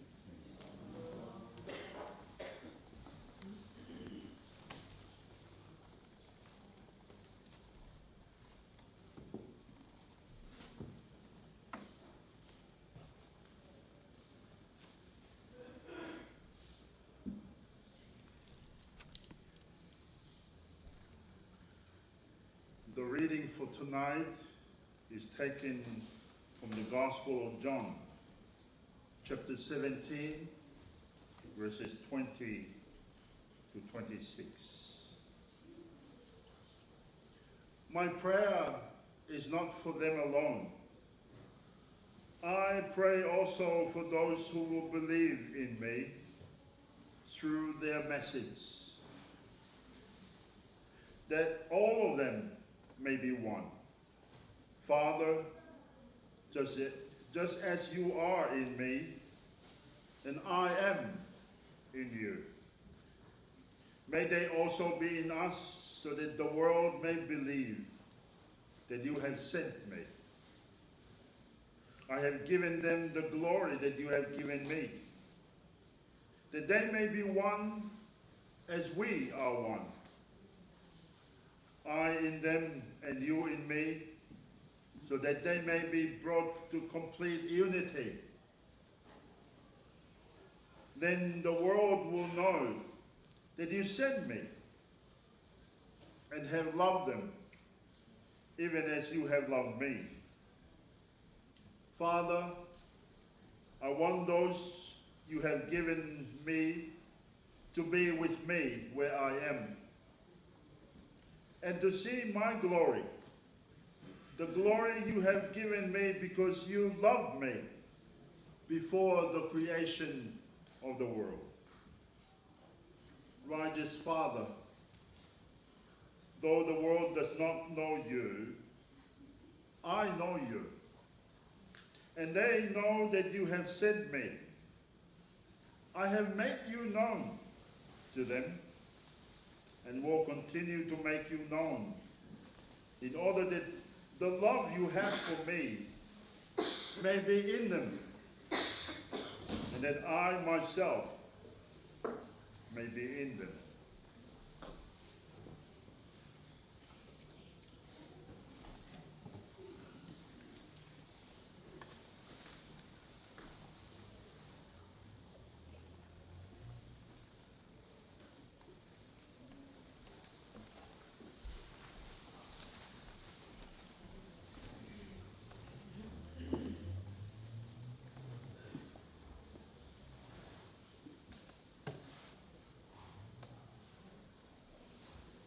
Wana leo si suklais na fahe sione o forma fitu o vahe yo la ia me hono o fulu o ve si ki hono wa no e konga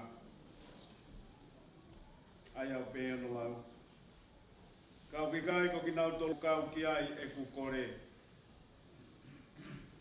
ka fo ki ke te nau tolu e tui pi ki tai ki te au ko mea I he nau malanga. O e kukore ke nau taha pea ki nau tolu ko toa pe, hangea o ke ia te au, alata mai, mo au ia te koe.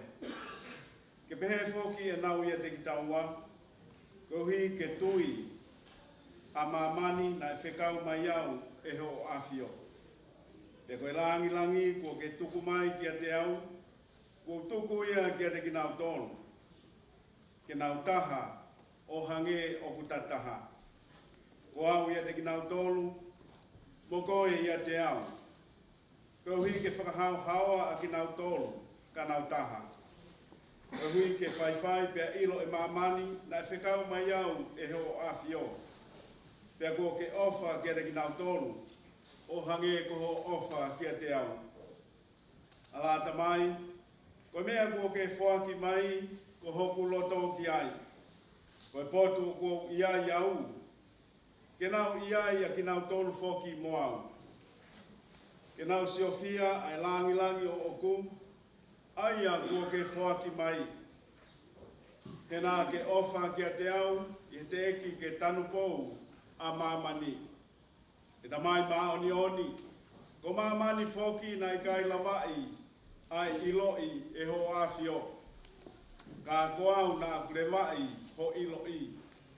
Pe koe tuunga me ani ko nau lama ke ilon ne ke whekau mai au e ho awhio. Pe ko whaka ilo ke te nau tolu ho hua wha. Io pe te whaka ilo pe. Ko hui ke te nau tolu ai ofa ko ke ofa aki ki a te au. Pe ke ui a te ki mau tolu foki mo au. Ko ta wange whaitāpe kina e o tua. Fola ma oni oni.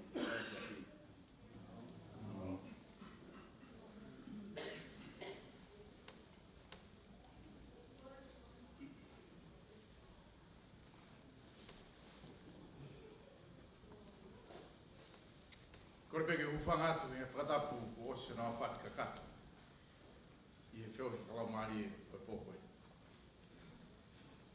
Pea tuku mai beha ki mō menitsi. ko lawe I ko ma'ulolo e po. Ka ko fihe ngahi mai le, mo ka kala Lotu, ka mo whanua I pona. Ka ko tu I he potu tapu koe ni, o kai ke ngata I he potu tapu, ka koe potu topu tapu. Ko hai au, ki u te maha whakainoino, o ko epa, ai tō ke tā, o e tohi tapu, ka mo whakainoino e kau whakikau. Koe ko ngoi ai tae tāua mutuani. Ka tu mua ke u whawhawhonga I ato e whanau mo e whakamakapuna ka mo whakapikilau. O e seas koe siriana tawataina tonga. Kuna unofu I malu e seas whakatataha.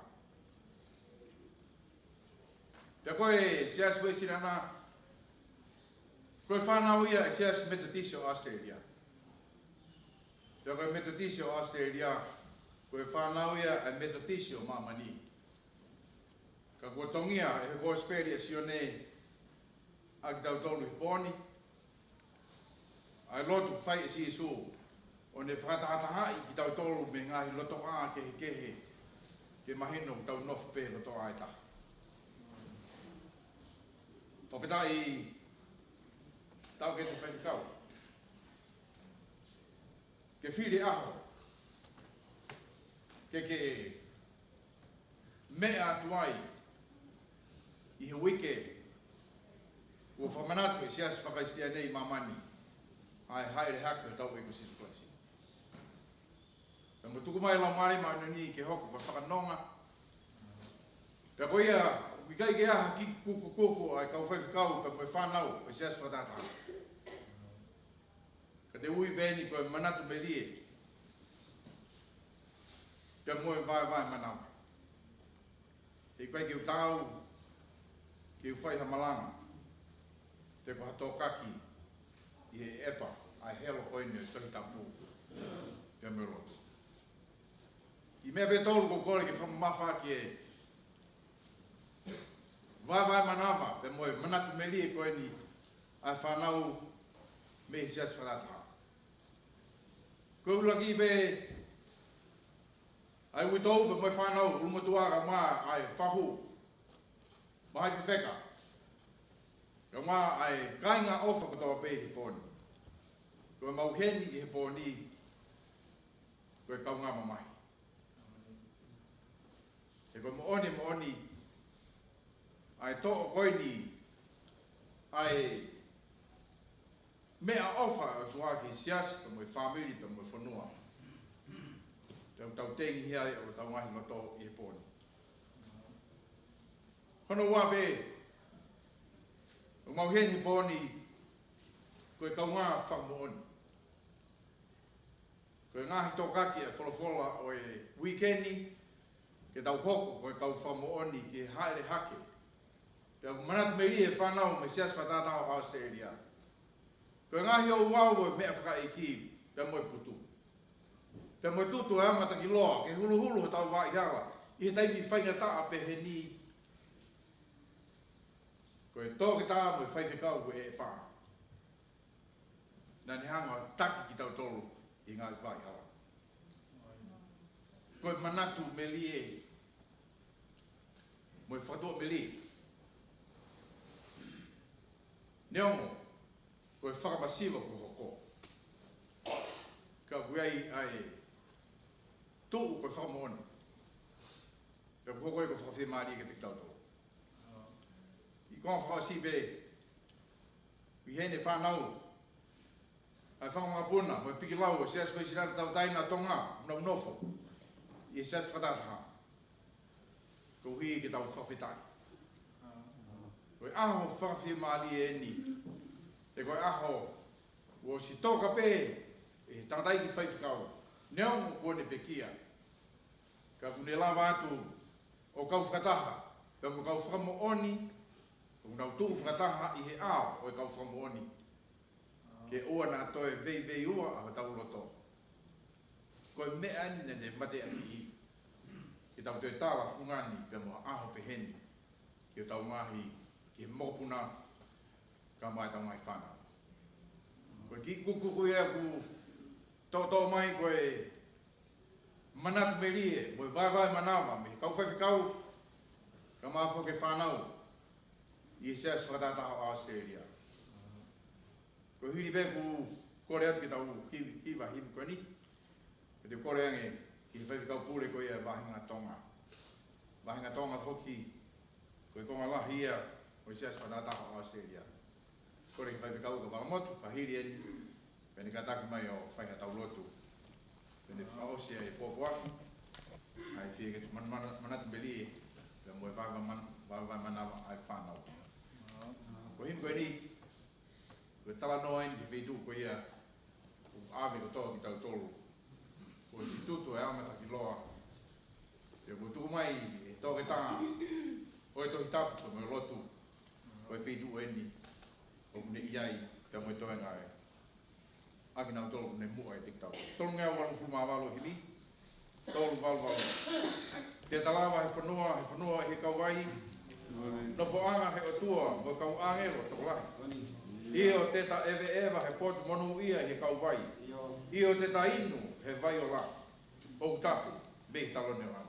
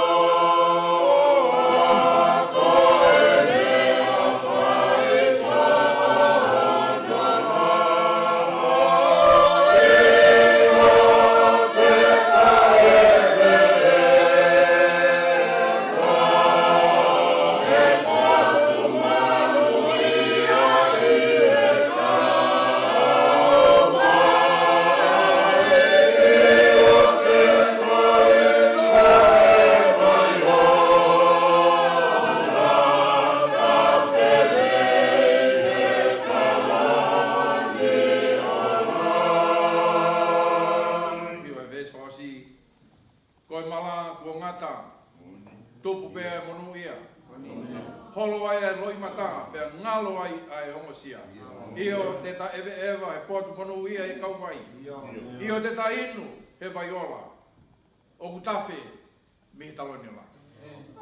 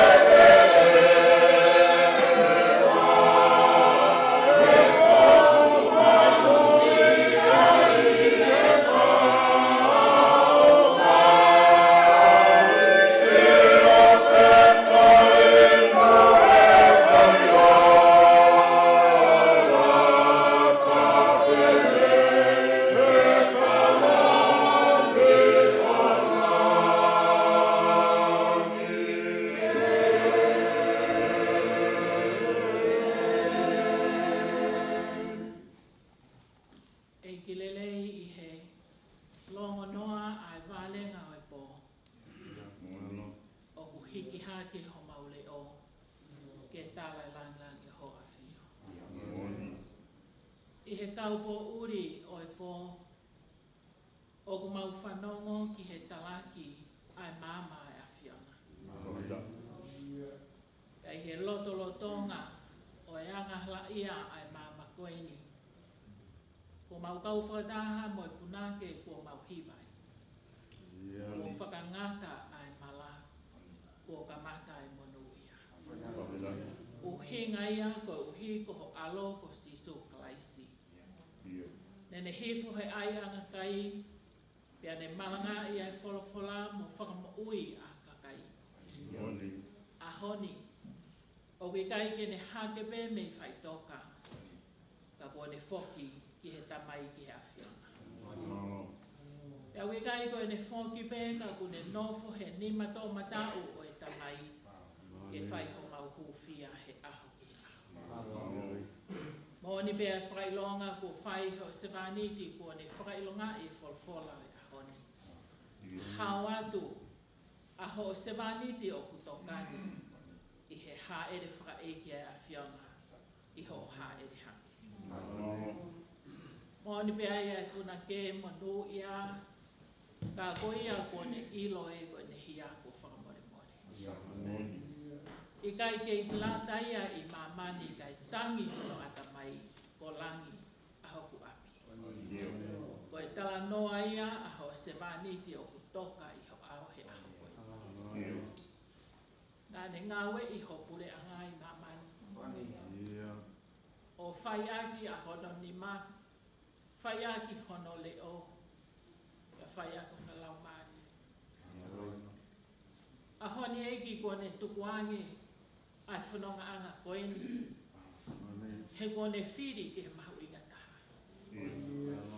Ai aho ko mau whoki ai ke whiohi ka mai a whiona. I kai to iai ha mea ai mahu inga. Ka koe nofo he alofia ho a whio. Koe whakamalo e a koeni. He na mau inasi koloa. O mau inasi i he tāpuaki o ene moui. Me he tō wako ki he tō wako. Me he kau ngā ue whakawhai whikau. Ai loto whare o he whamiri. I o eike a kāinga tōnga kotoa. Malo e mau tāpuaki. Pea mau hiki ho mau reo he a koeni. Whawhitai ki a te koe eiki pea e whaipe o tae ngata.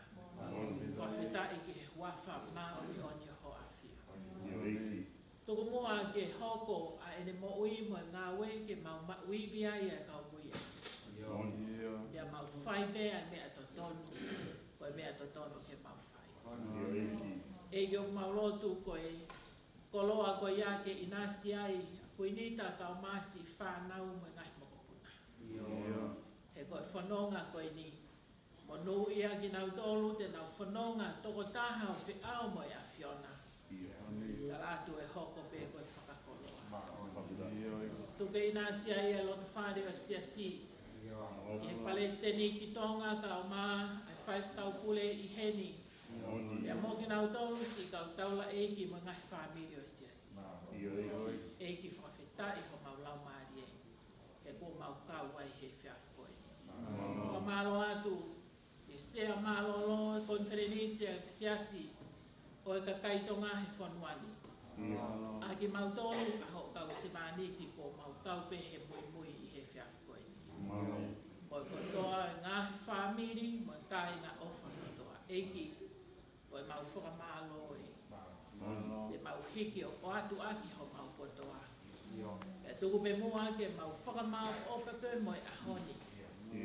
Te mau talanoa i a talanoa loto lani. E ka kua a whio e lani. O hai ai ha mā oni e toi whia nofo i mamani. O e tangi ho mau loto ko api e. Kari agi mau do mo e lotu ko hake atuni. O atu ia mo e kotoa o e mea ko mau mau ke langi ia toko taha pe ai a whiona. Ia honi mea whai pe o lau kua. Whai lotuni huafa ho alo ko si su kalaisi. Ia ko i mau tō ko mau ka lotu pe mau pehe. Mau tamai e man, a pā wofa, kia mai a hoku e, a whina a e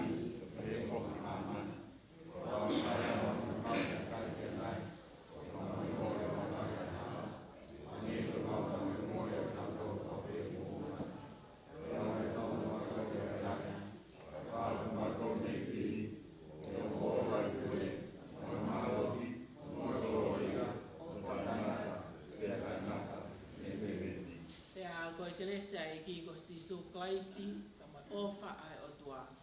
Whio he lau maari e mā oni. Ia te tau tolu kotoa ia o whai pēta e ngata. Amen.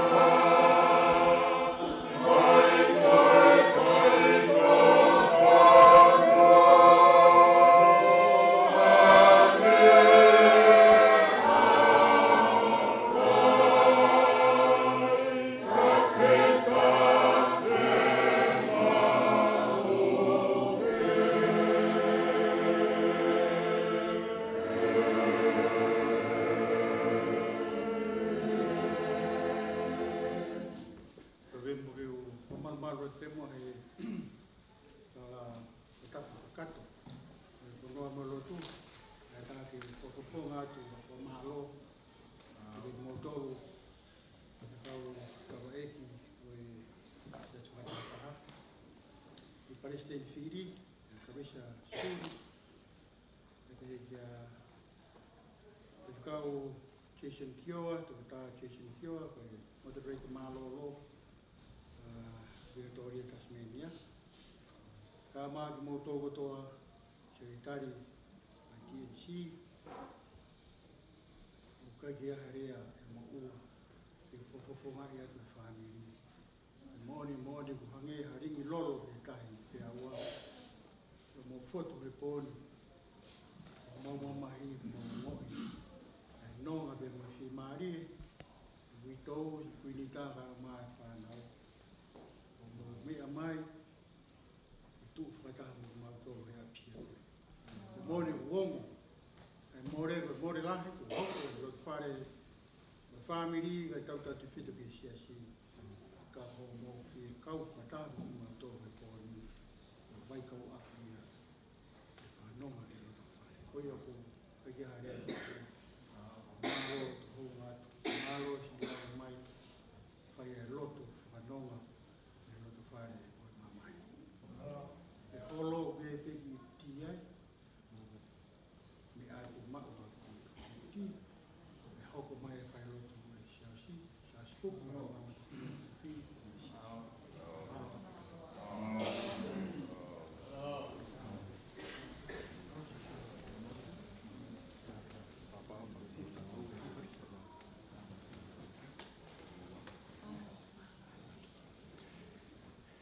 Tu mai. Fine.